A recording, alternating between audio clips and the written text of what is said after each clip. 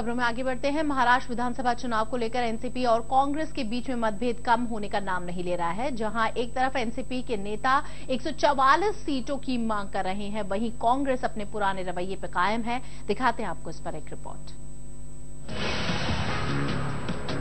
बुधवार को मुंबई में कांग्रेस और एनसीपी की समन्वय समिति की पहली बैठक हुई। ये बैठक देर रात तक चली। इसमें कांग्रेस के मुख्यमंत्री पृथ्वीराज चव्हाण, अजीत पवार, माणिकराव ठाकरे से लेकर एनसीपी के प्रफुल्ल पटेल, सुनील तटकरे जैसे बड़े नेता शामिल रहे। मीटिंग के बाद भी एनसीपी और कांग्रेस के बीच हालात सामान्य होते नहीं दिखे। दरअसल इस बार एनसीपी की मांग है कि उन्हें विधानसभा चुनाव में बराबर की सीटें मिले। अभी दो तीन दिन अभी समय लगेगा।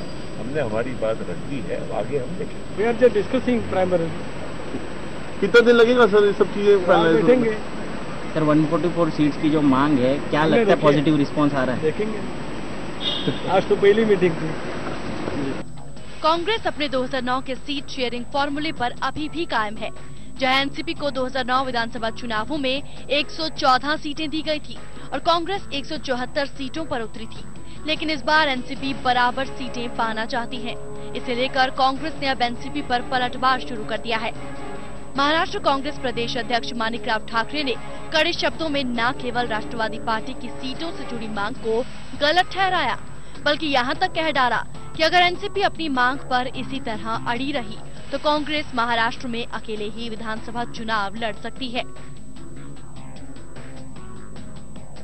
इंडिपेंडेंट एमएल है, उनके लिए भी हम एक दूसरे के बारे में सोच सकते हैं, लेकिन इस तरीके से किसी हालत में सीट शेयरिंग नहीं होगी। अगर उसमें सीट शेयरिंग करना है तो जो फार्मूला पहले था वही रहना चाहिए, ये हमने स्पष्ट रूप से उनको बताया है। कांग्रेस और एनसीपी दोनों ही पार्टियों के मतभेद सुलझने का नाम नहीं ले रहे, लेकिन दोनों पार्टियों के नेताओं को ये उम्मीद है कि वो आने वाली समन्वय समिति की बैठक में इस मुद्दे को सुलझा लेंगे और एक बार फिर विधानसभा चुनाव के लिए साथ लड़ेंगे। Bureau report, journalist in action.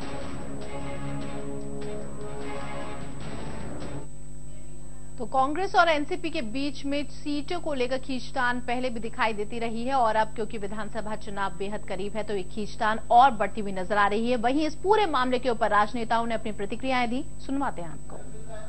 देखिए, हमने बहुत ही योग्य और वास्तविक तरीके से, प्रामाणिक तरीके से ये कहा है कि अगर आप यार्डस्टिक्स जो तय किए गए थे, मापदंड जो बनाए गए थे टिकटों के बंटवारे के 2004 में, 2009 में, 1999 से हम चले आ रहे हैं, चौथा मौका है हमारे पास।